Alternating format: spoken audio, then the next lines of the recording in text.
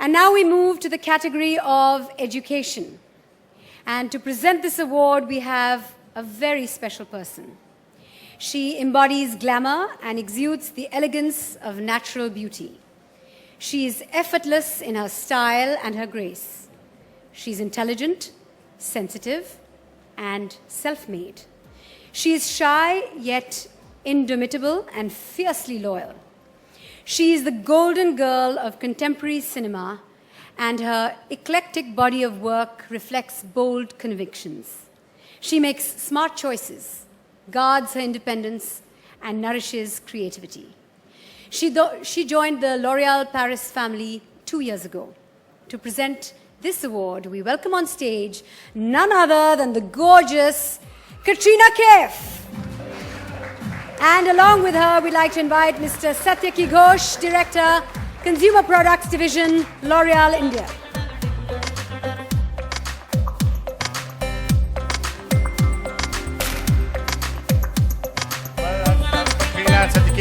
Walk up onto the stage. This is really a segment which is dedicated to the women who've strengthened our education system with new ideas, engaging techniques, and learning networks.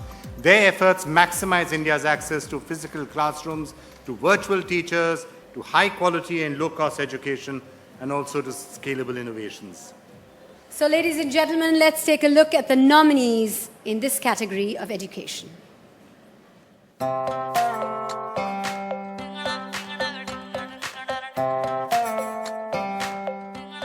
The nominees in the category of education are Safeena Husain. She strikes out at gender inequality in India's education system with a reform model that is implemented in 8,000 schools. Shaheen Mistry. Her vision provides about 5,000 children from low-income communities with a high-quality education by enabling school reforms. Pranshu Bhandari Patni. Her Hello English is an interactive app that allows the speakers of 16 languages to learn English. It is the #1 English learning and speaking app on Google Play. Farida Lambe. Her organization's Read India program helps 33 million children in the age group of 6 and 14 years improve reading, writing, and basic math. Katrina, I'm going to say what Vikram should have said. You look absolutely sensational tonight. That's very, very sweet of you. Vikram's playing the conservative card tonight. What's the question I was about to say? He's playing the conservative card tonight. It's in serious mode. Katrina, by the way, did anybody finally contact you for that Charlize Theron look, the buzzed hair? Nobody did yet. No, I don't think I didn't make a strong enough impact, but it's going to happen. It's going to happen. Right. All right, we are planning, for those of us who didn't get to that conversation, we are planning to do an Indian version of, I don't know if any of you saw Mad Max. So Charlize Theron's role, strong, she took over the movie. She was the hero of the movie, according to me.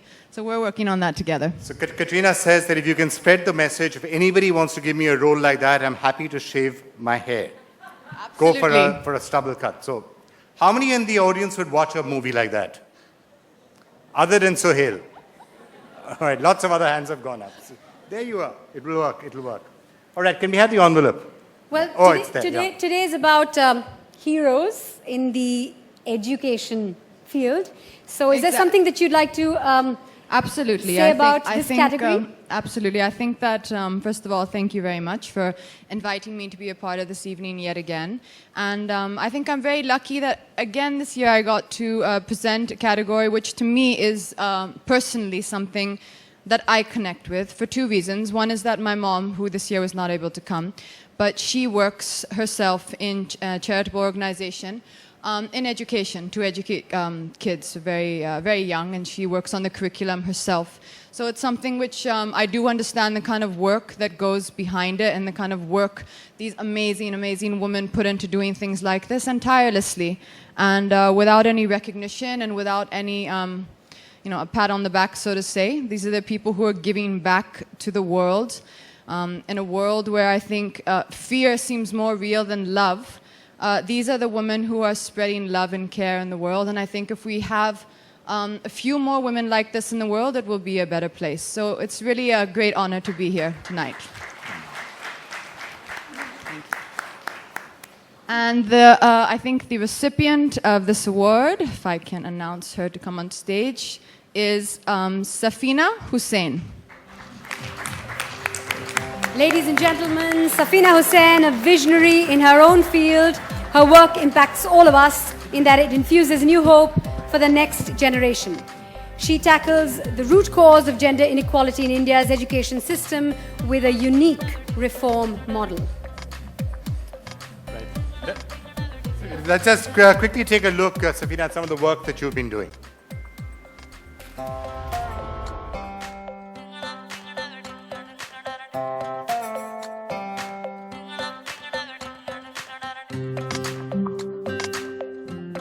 My name is Safeena Husain. I'm 45 years old and I educate girls. Education is the most powerful weapon to change the world. In terms of reach, in the last 8 years, we started with 50 schools in Rajasthan. Today, we work in over 8,000 schools across 4,500 villages, and we work with over 1 million children. We use our own community volunteers. They're called Team Balika. This is an army of young people from the villages that have joined us. And the Team Balika volunteers are 18 to 25. They're educated, they're passionate. What they do is they go door to door and they find every single girl who's not going to school. What keeps me motivated and what keeps me going are my 2 little daughters. I want them to grow up in an India where sons and daughters are equal. Truly a woman of worth, ladies and gentlemen. Wow, Safeena, what... I invite all 3 of you back to the center of the stage. So, What prompted you to target gender inequality at the school level? India has the highest number of out-of-school girls anywhere on the planet. We have the highest number of child brides anywhere in the world, and the highest number of women and girls in sexual and other forms of slavery. And it was the humongous problem that confronts us in terms of gender inequity that really kind of pushed me. And we also have 3.3 million NGOs, and I saw that there was a lacking in terms of a scalable, replicable model for girls' education per se. you mentioned scale, and that's a really interesting point, because when people start working on a problem like education in a country like India, especially for a private person, sometimes it's a very daunting challenge, because the biggest question you must be asked is, how do you make it scalable? How do you do more than affecting a small handful of people, or just scratching the surface of the problem? So are you asking me how you scale? Yeah, how do you scale? And is that something that you kept in mind, that it should be something which can scale? I think for gender, for me, it had to be scalable because gender is a mindset problem. It's up in our heads. So if I talk to you about the importance of girls' education and somebody in New York and then somebody in rural Rajasthan, nothing changes. You have to do it at scale. You have to get everybody to change their minds. You want everybody to believe that sons and daughters are equal and it's the right for each girl to go to school. And so therefore, scale was absolutely a non-negotiable for me. And you have to do it by creating a scalable, replicable model and having the right people support you. Satike, you want to add something to that? Do you think a model like this could help spark a revolution in social reforms? I think education is no longer a privilege. Education is a fundamental right. And I think education is the first step towards, unleashing the potential of a nation like ours. We need education and we need it at every level. At L'Oreal, we do a lot for education. We do it for our people. We also do it for women from different economic strata. We give them skill sets that help them live an independent life, from hairdressing to beauty advisors, etc., and we do a lot. What I'm happy about, and we do some scale. We do 10,000 girls, educate 10,000 girls a year. We give scholarships for higher education in science for women. But what I'm happy about is to see that these nominees who are all around, who are all winners actually, including you, have taken the challenge to the grassroots, and that's where I think the change needs to come. And we're there to help you scale up, if need be. Thanks. Katrina, in a sense, again, looking at the scale of the problem, the large number of girls either keep dropping out of school, some of them don't go to school, some of them drop out of school, and for a variety of reasons. I mean, toilets is one of them. They don't have access to toilets and they drop out. This is something which we need more initiatives like this to try and crack. Absolutely. As I said, I really do consider myself very fortunate because I am able to understand a little bit into the problem due to my mother, who does a very similar thing, not on a scale as large as yourself. But, you know, beyond having said that, one thing which Safeena said, which really struck me when I heard her speak, you know, education, you are as powerful as what you know. And education is the way to change gender equality. It is the way forward when people talk about women empowerment. That is the way forward, is to change people's mindsets. We talk about so many other issues and aspects, especially in India, because we do have so many other problems. We have poverty, you have I mean, it's almost you don't even know where to start. But I really do think that the biggest change we can make is education. What you know is how powerful you feel. And for every woman, no matter what topic it's about, whether it's in your profession, whether it's for you personally to build strength of character, I do believe that education and knowledge is where we get our power from. And actually educating girls or the girl child is sometimes a further multiplier factor, which really helps to transform a society.